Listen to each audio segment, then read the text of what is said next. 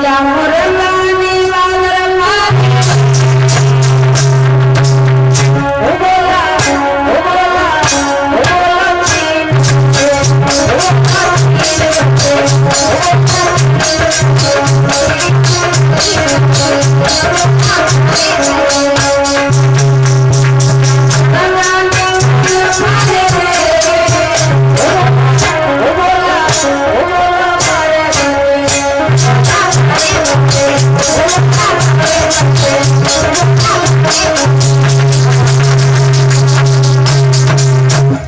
मुर्गा ने जाकर के रात्रि के 12 बजे आवाज लगा दी तो गौतम ऋषि उठे और हाथ में कमंडल लिया कि सुबह के 4 बज गए, गंगा स्नान के लिए चलना चाहिए। आज हम गहरी निद्रा में सो गए तो हमें पता नहीं पड़ पाया कि सुबह हो गया या रात्रि है।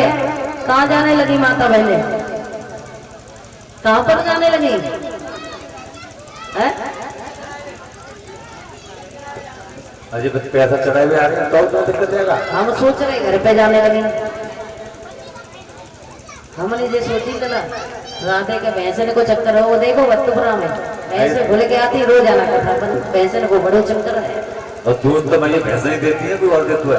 नगला जम्मन में कथा बोल रहे जो अनुज भैया कैमरा लगाए हुए हैं तो भैंसन ने सींग उच्चाले, अब फलाने सिंह की बहू हो तो उठ के चली जाए, भैंसन ने सींग उच्चाले, ऐसी इनको बड़ो बड़ो चक्कर हुए हैं। देखो भैंस नहीं सब आमदनी है, सही बात है। चाय ना पी लेती हूँ तो दूध न चाय न मिले। सबसे पहले भैंस को काम, बाकी बात अन्य काम।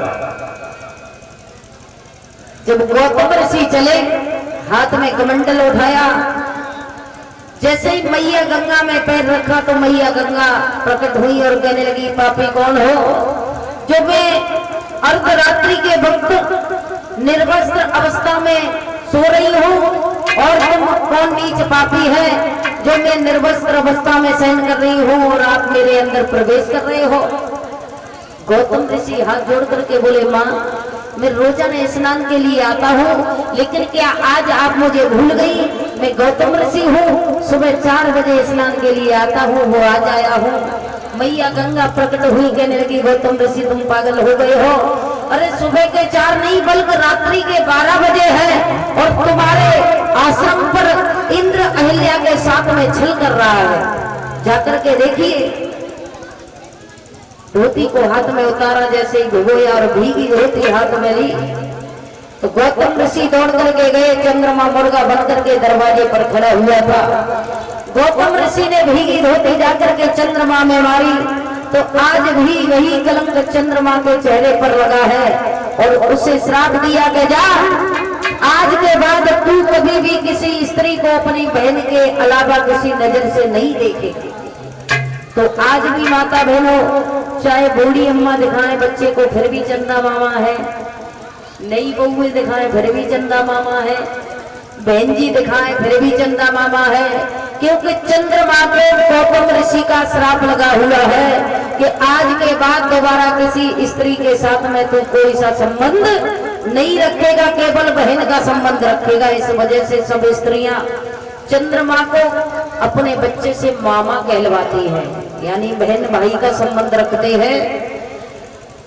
इधर जब अहिल्या के पास में गौतम ऋषि पहुंचे और कहने लगे अहिल्या क्या तुम्हारी बुद्धि पत्थर की हो गई थी? जाओ, जिस प्रकार इंद्र के साथ में छल कर रही थी और तुम्हारी बुद्धि पत्थर की थी, तुमने अपने और पराये पुरुष को नहीं पहचान पाया, इसी प्रकार मैं तुम्हें श्राप देता हूँ, जाकर के तुम्हारी बुद्धि पत्थर की हो जाए, तुम पत्थर की हो जाओ। अब जब चंद्रमा तो वहां से भाग गया, गौतम ऋषि ने श्राप दिया। अहिल्या रोने लगी, कहने लगी भगवान मुझे पता नहीं था ये आपके भेष में आकर के मुझसे भ्रमण किया और मैंने इसे समझ नहीं पाया कि ये इंद्र है या आप हो, मुझे क्षमा कर दीजिए, लेकिन ये ऋषि का दिया हुआ श्राप कभी वापस नहीं होता है। अहिल्या रोने लगी, अगर आपका श्राप वापस नहीं होगा, लेकिन मुझे बताइए मेरी मुक्ति कैसे होगी? गौतम ऋषि कहने लगे त्रेता युग में भगवान राम जब सीता का स्वयंवर देखने के लिए जाएंगे तब उनकी चरणों की रज धूल से तुम्हारा उद्धार होगा।